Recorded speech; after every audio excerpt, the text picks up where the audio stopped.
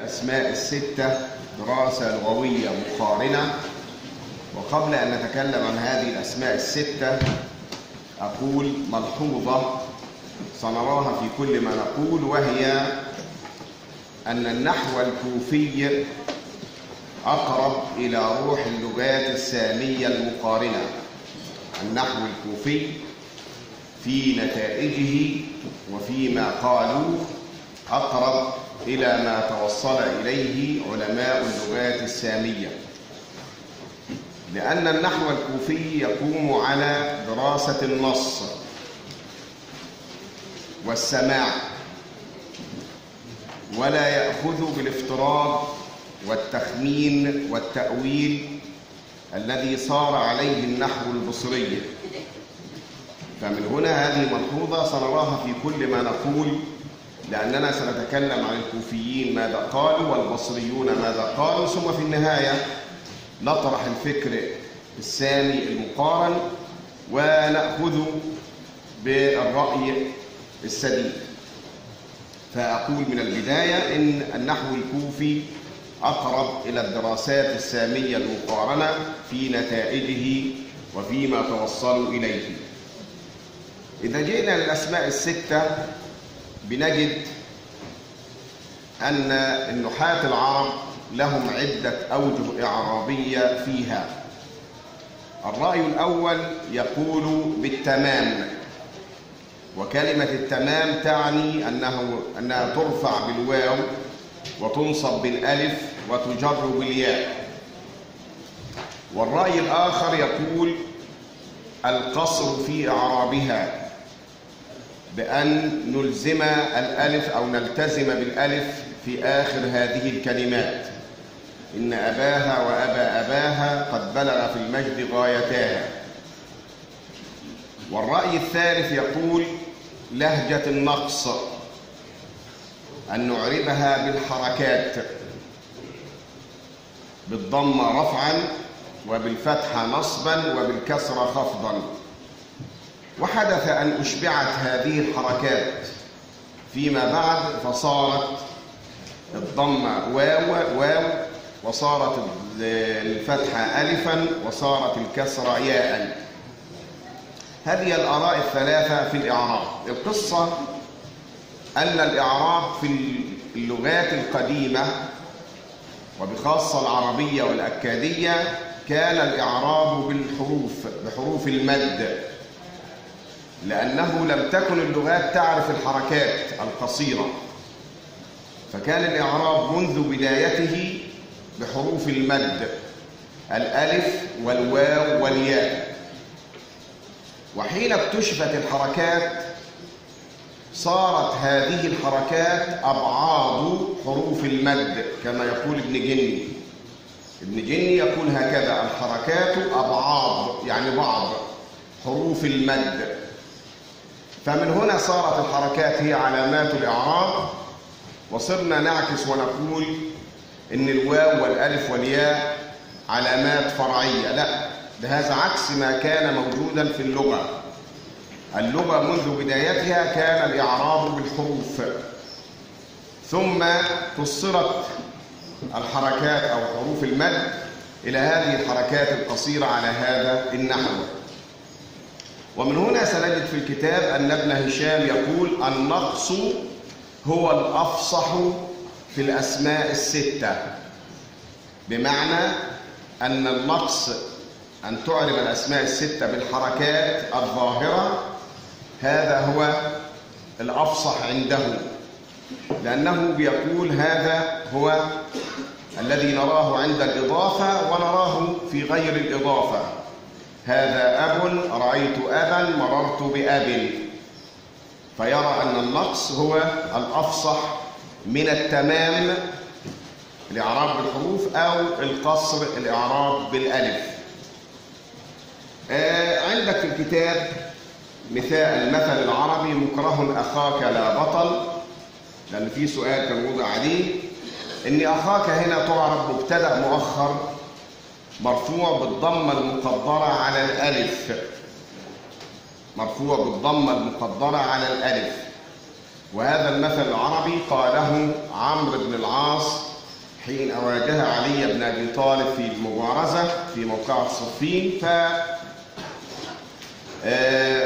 كانت القصة كما قرأناها في التاريخ الإسلامي أن علي بن أبي طالب كان مبارزا كبيرا، فأراد أن يحسم المعركة من البداية بالمبارزة، فنادى في جيش معاوية: من منكم يبارزني؟ فلم يخرج أحد، فدفع معاوية عمرو بن العاص بيده فتلكلك ورجع إلى الوراء. ففي المرة الثانية قال لها: أنت لها يا أبا عبد الله. فخرج عمرو بن العاص وهو خائف من علي بن أبي طالب، فلما واجهه وجها بوجه قال له هذه العبارة: مكره أخاك يا لا بطل. فعلي بن أبي طالب أحس بقيمة كلمة أخاك أو بقيمة الأخوة فتركه ولم يبارزه، ولذلك قيل إن عمرو بن العاص كان داهيا، لو لم يقل هذه العبارة لكان الحسم في المعركة لعلي بن أبي طالب آنذاك. المهم، بناتي إلى آراء النحاة العرب كما قلنا من ناحية الإعراب. لن نسألك عن الإعراب كثيرا، لكن سنسألك عن أصل هذه الكلمات.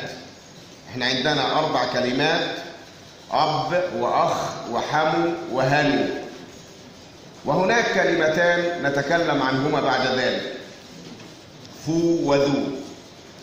الكلمات ال4 أب وأخ وحمو وهنو النحاة العرب وعلماء العربية أجمعوا على أنها كلمات ثلاثية الأصل، أي من أصل ثلاثي. تقول لهم هي حرفان أمامي، يقول لك لا، اللغة العربية بنيت على الأصل الثلاثي. الكلمة لابد أن يكون أولها حرف وآخرها حرف وبينهما حشو، حرف ثالث. فمن هنا افترضوا هذا الحرف الثالث. بعضهم قال في كلمة أب الواو، وكذلك في كلمة أخ إلى آخره، لأننا حين نثني نقول أبوان وأخوان وحموان إلى آخره. وبعضهم قال لا، ده هي الباء المشددة أب، فنحن نشدد الباء، فبالتالي تشديد الباء هذا هو الأصل، كما يقول الدكتور إبراهيم أنيس في هذه المسألة، إن أب الباء المشددة هي الحرف الثالث. المهم أن علماء العربية القدامى اجتمعوا على هذا الرأي. إذا جئنا إلى علماء اللغات السامية انقسموا قسمين. القسم الأول تبع النحاة العرب أو علماء العربية القدامى وقال بثلاثية الكلمات، ومنهم المستشرق الألماني فوغت وجيزينيوس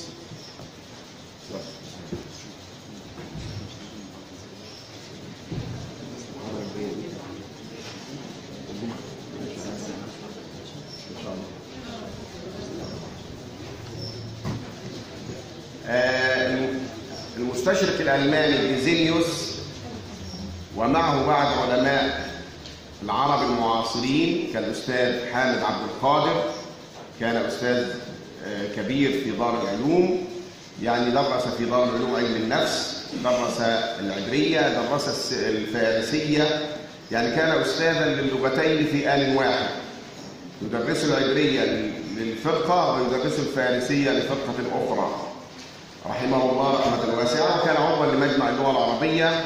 فهذا الأستاذ القدير وكان يدرس علم النفس أيضا. هذا الأستاذ القدير نقل كلام جيزينيوس كما هو، وأن الأصل هو الثلاثي لهذه الكلمات. لكن وجد من المستشرقين الألمان من قال لا، هي ثنائية الأصل، ومنهم برجش تراسر قال هذه الكلمات ننطقها من حرفين، وهي في أصلها موجودة مكونة من حرفين أيضا، فلا نخالف الواقع ولا نفترض ونؤول أن الكلمة ثلاثية. حين نظر إلى كلمة أخت قال إن كلمة أخت نحن نخالف النحاة العرب فيها، إن كلمة أخت وبنت التاء هنا للتأنيث وليست كما قال النحاة العرب هي بدل من الواو. يعني حين تقرأ كلام النحاة العرب يقولون كلمة أخت وبنت التاء بدلا من الواو الحرف الثالث. لكن لما درس هذا المستشرقون قالوا لا، هذه تاء التأنيث وتساوي تماما كلمة ابنة التي تنتهي بتاء التأنيث أيضا على هذا النحو.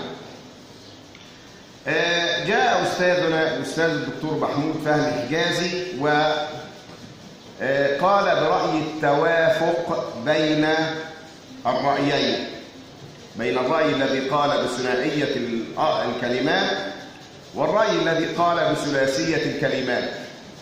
كيف وافق بينهما؟ قال الأصل في هذه الكلمات الأربعة أنها ثنائية، الأصل أنها كلمات ثنائية، ثم جاءت اللغة العربية بالذات وأضافت الحرف الثالث لإحداث التوازن بين الكلمات حتى لا تكون هناك كلمات ثلاثية وأخرى ثنائية وتنقسم الكلمات على هذا النحو. فمن هنا رأى العرب لإحداث هذا التوازن أن يضاف الحرف الثالث لإتمام الكلمة ولكي تكون ثلاثية. والحقيقة هذا الكلام ليس جديدا، قاله ابن جني في كتابه الخصائص من قبل، لأن ابن جني بنى نظريته على أن الكلمات في أصلها ثنائية زي كلمة قط مثلا مكونة من حرفين، ثم أضيف الحرف الثالث لتنويع المعنى.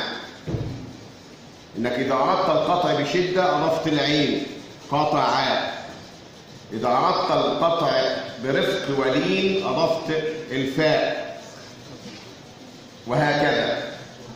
فابن جني قال بهذه النظرية، قال إن أصل الكلمات كان ثنائيا ثم أضيف الحرف الثالث لتنويع المعنى. فالدكتور محمود فهمي حجازي يحدث هذا التوافق ويقول أصل هذه الكلمات الستة الأربعة هي ثنائية في الأصل، ولكن اللغة العربية هي التي أضافت الحرف الثالث لإحداث التوازن بين الكلمات أو بين الكلمة الثنائية والثلاثية. هذا بالنسبة لهذه الكلمات الأربع. إذا جئنا إلى فو وذو، كلمة فو النحاة العرب أجمعوا أيضا على أنها ثلاثية. حاضر. كيف؟ يقولون هي كلمة ثلاثية ولكنهم اختلفوا في الأصل الثالث. فبعضهم قال الأصل هو الفاء والميم لأنه استمع لكلمة فم، شكر الله لك. والبعض الثاني قال الأصل هو الفاء والميم والواو، وبعضهم قال الأصل هو الفاء والميم والياء على هذا النحو.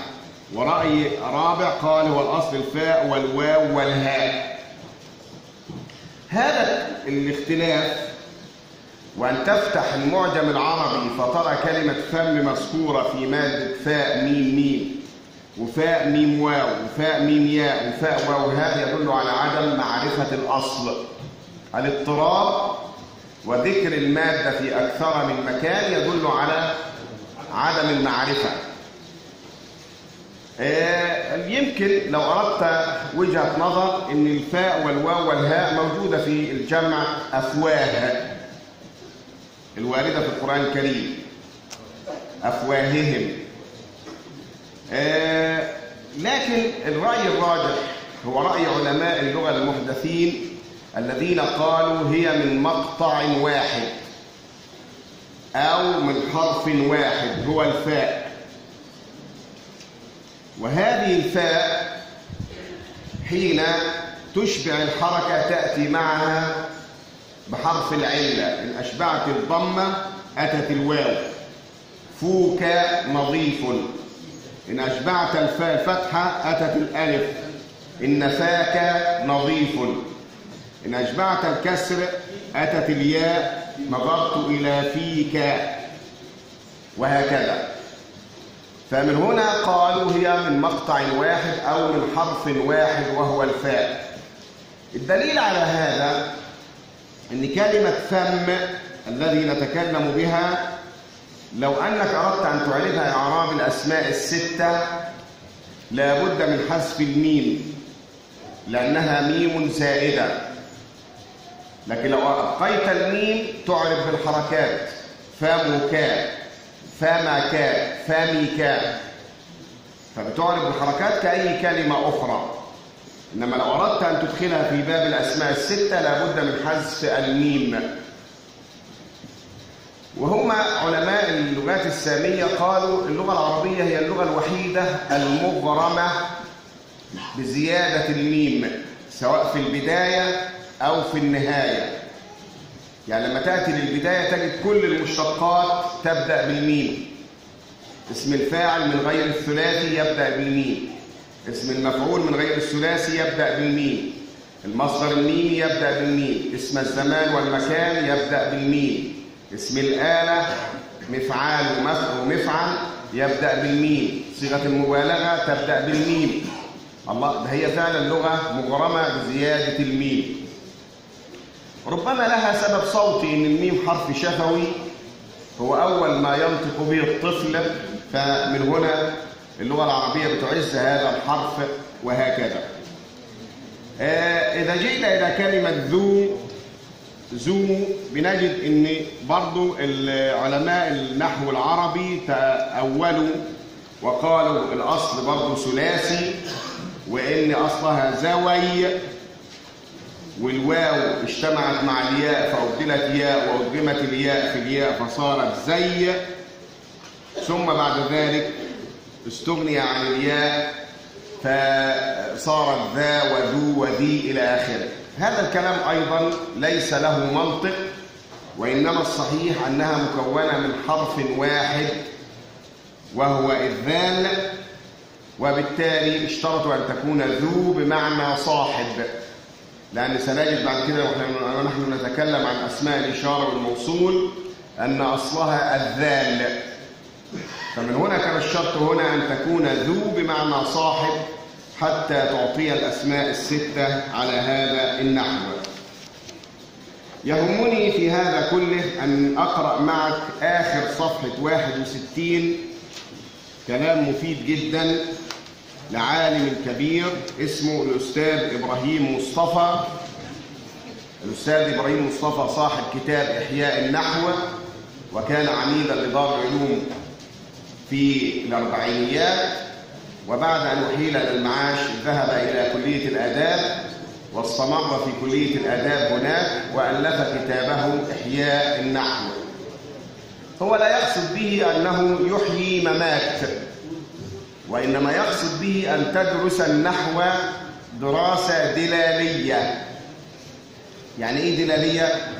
يعني أن تجمع المتفرقات في باب واحد وتدرسه. لا ينفع أنك تدرس النفي في باب كان وأخواتها مرة، المشبهات بليس مرة، باب إن وأخواتها مرة لا النافية للجنس. في باب العطف تدرس لا العاطفة والتي تعني النفي أيضا، وهكذا. لا، هو يجمع كل هذا في باب واحد ويدرسه، فتكون الفائدة للطفل الذي يتعلم اللغة أنه درس كل ما يتصل بالنفي في مكان واحد، ثم ينتقل بعد ذلك إلى باب آخر، باب التوكيد، وهكذا. كم مجلد؟ هو كتاب واحد، وإن لم تجده عندي في المكتبة. والكتاب هذا من قيمته أنه حين ألف وضع مقدمته طه حسين، ولكن طه حسين كان له غرض في كتابة المقدمة أن يقول هذا ابن دار العلوم يتكلم عن النحو بإحيائه إلى آخره. المهم، لكن في أخريات أيامنا وضع المقدمة الأستاذ الدكتور محمد حماسة عبد اللطيف رحمه الله رحمة واسعة، توفي من عام، ووضع مقدمة ضافية وشافية لهذا الكتاب. نعم، إحياء النحو للأستاذ إبراهيم مصطفى، اسمه كده إبراهيم مصطفى. حاضر. أنا هقرأ بس الكلام المكتوب ده، تجد كأنه وهو في منتصف القرن العشرين ولم تكن اللغات السامية عرفت، كأنه قرأ فكرهم وعرف ما يصلون إليه. بيقول كده: إن كلمتي ذو وفاء وضعتا على حرف واحد، وبقية كلمات الباب وضعت على حرفين. الجميل بقى هذا الاستنباط، وضعت على حرفين إيه؟ الأول منهما حرف حلقي. أنت لما تنظر إلى كلمة أب تجد الهمزة حرف حلقي، كلمة أخ تجد أن الحرفين حلقيان، كلمة حمو الحرف الأول حرف حلقي، هانو الحرف الأول الهاء حرف حلقي. يعني هذه ملحوظة جميلة وإشارة لطيفة أنا لم أقرأها عند أحد غيره. فبيقول كده: الأول منهما حرف حلقي، وتعلم أن حروف الحلق ضعيفة في النطق قليلة الحظ من الظهور، فليس لحرف الحلق من المرونة والقدرة على النطق وتحديد المخارج واللسان والشفتين. حرف ضعيف. طب نعمل ايه؟ قال لك: ومن عادة العرب أن تستلوح في نطق الكلمات، أنها تطيل في نطق الكلمات، وأن تجعلها على 3 أحرف في أغلب الأمر، فمدت في هذه الكلمات حركات الإعراب. يعني مدت الضمة صارت واو، ومدت الفتحة صارت ألفا، ومدت الكسرة صارت ياء، ومطتها لتعطي الكلمة حظا من البيان في النطق. يعني إشارة صوتية جميلة إن هذه الأصوات الأربعة أب وأخ وحم وهن فيها حرف الحلق، وحرف الحلق هين وضعيف، كأن يحتاج إلى حرف ثالث لبيان حظه من الظهور. فمن هنا كانت إطالة الحركات على هذا النحو. هذا الكلام كما أقول وجدته بعد ذلك في كلام المستشرقين وفيما كتبه المستشرقون، لكن هذه مصيبتنا. عندنا خزائن علمية وفيرة في التراث اللغوي العربي، لو نقبت عنها لوصلت أكثر مما وصل إليه المستشرقون، لكن نحن لا نقرأ، أمة لا تقرأ. فبالتالي المستشرق حين يأتي إلى مصر يقرأ وينقب، ثم بعد ذلك يعطيك أفكار كأنها جديدة أو كأنه هو الذي عرفها. لا، هو أخرجها من تراثنا على هذا النحو. لو عايز أسئلة على الأسماء الستة هقول لك كده: ضع علامة صح أو خطأ أمام الأفكار الآتية أو أمام الجمل الآتية. النحو البصري أقرب إلى روح الدراسات السامية المقارنة. خطأ طبعا، أنا قلت النحو الكوفي. الأسماء الستة إلى روح الدراسات السامية المقارنة.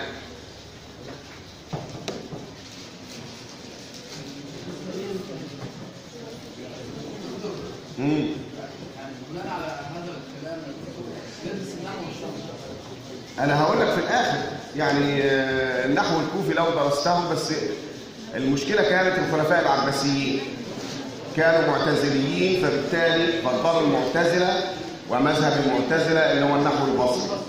طيب، أجمع النحاة العرب، خلاص غيرها مفيش مشكلة هنقولها. أجمع النحاة العرب على أن الأسماء الستة ثلاثية الأصل. صح. يرى ابن هشام أن الأسماء الستة الأفصح فيها لغة التمام. ده لغة النقص. الأفصح فيها لغة التمام، فبنقول خطأ وهو يرى النقص يعني. ذهب الدكتور إبراهيم أنيس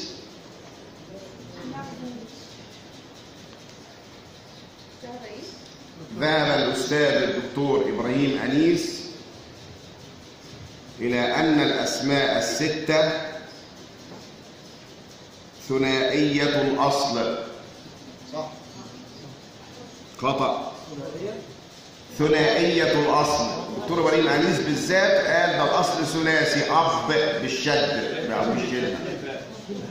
ذهب الدكتور إبراهيم أنيس إلى أن الأسماء الستة ثنائية الأصل.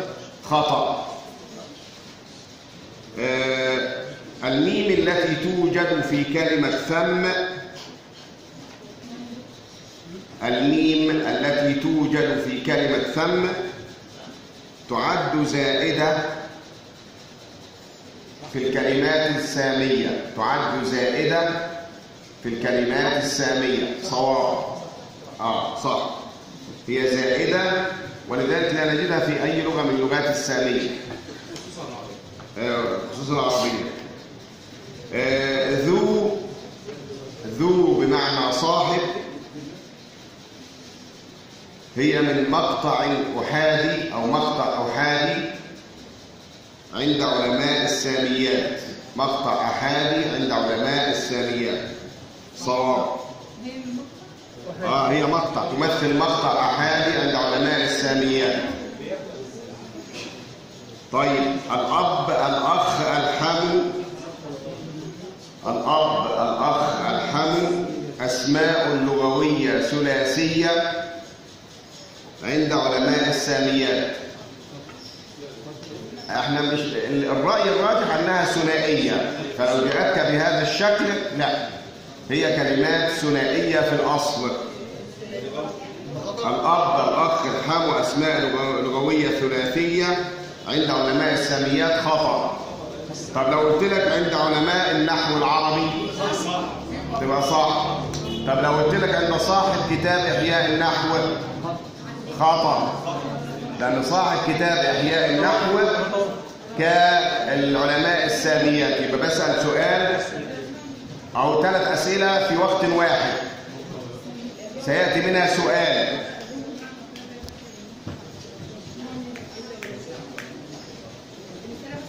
انتوا قاعدين قدامي دلوقتي، بقول كلمة الأب، الأخ، الحمو أسماء لغوية ثلاثية عند علماء الساميات. قلنا غلط.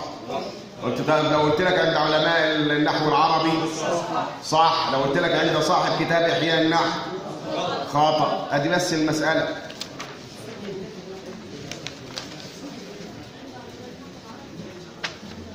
آخر حاجة ذو بين قوسين وضعتا على حرفين كما ذكر الأستاذ إبراهيم مصطفى. خطأ. لو قال وضعتا على حرف واحد، فو وذو، وقال الاثنين دولت وضعتا على حرف واحد. فلو قلت لك وضعتا على حرفين، دائما أقول فهم السؤال نصف الإجابة. إذا فهمت السؤال تعرف الإجابة.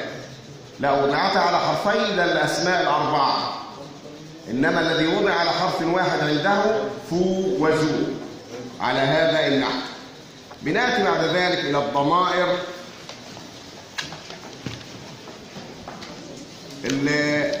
بالنسبة لمصطلح الضمير، لو أنك تدبرت هذا المصطلح تجد أنه فعيل بمعنى مفعول. فعيل بمعنى مفعول، زي قتيل بمعنى مقتول، وجريح بمعنى مجروح، ورسول بمعنى مرسل إلى آخره. ففعيل هنا بمعنى مفعول أي مستور. الضمير يعني الستر أو الخفاء، فهو بمعنى مستور أو مخفي. لو أنك طبقت هذا المعنى على أنواع الضمير البارز والمستتر، ينطبق على من؟ كلمة ضمير لا تنطبق إلا على نوع واحد اللي هو المستتر، إنما الضمير البارز ليس مخفيا وليس مستترا. ومن هنا قال المستشرقون إن هذا المصطلح غير دقيق، وهو مصطلح بصري، وأغلبهم أخذ بالمصطلح الكوفي المكني به، المكني به، لأن الضمير يكنى به عن الأسماء الظاهرة، بدل من أقول محمد أقول أنا، بدل من أقول اسمك علي أقول أنت، وهكذا. فأنا أكني به عن الاسم الظاهر. فدي النقطة الأولى، أن النحو البصري أخفق في هذا المصطلح، لا يشمل النوعين وإنما يعني نوع واحد وهو الضمير المستتر. كلمة مصطلح الضمائر عند علماء الساميات يعني ثلاثة: ضمائر شخصية، ضمائر موصولة، ضمائر إشارة، لأن كل هذه يكنى بها عن الأسماء الظاهرة. أنت مرة تقول حضرت أو حضر هو مثلا بالضمير الشخصي، ومرة تقول حضر الذي بالموصول، ومرة تقول حضر هذا باسم الإشارة. فمن هنا قالوا، والأستاذ الدكتور تمام حسان رحمه الله له كتاب جميل اسمه اللغة العربية معناها ومبناها، ده لا يتخرج طالب في دار العلوم إلا ويقرأ هذا الكتاب، اللغة العربية معناها ومبناها. الدكتور تمام حسان رحمه الله توفي عن 97 عاما سنة 1910 على ما يبدأ 11. لكن خيركم من طال عمره وحسن عمله، ترك مؤلفات عديدة منها هذا الكتاب.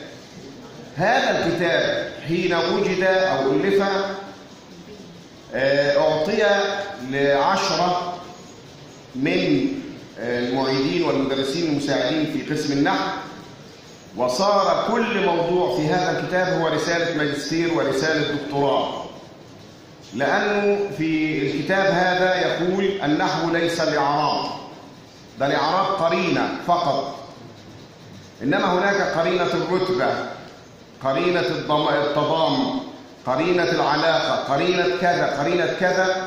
إذن بيضع قرائن عديدة للنحو العربي وليس الإعراب وحده. فمن هنا وجدنا من أخذ قرينة المطابقة في رسالة دكتوراه دكتور طه الجندي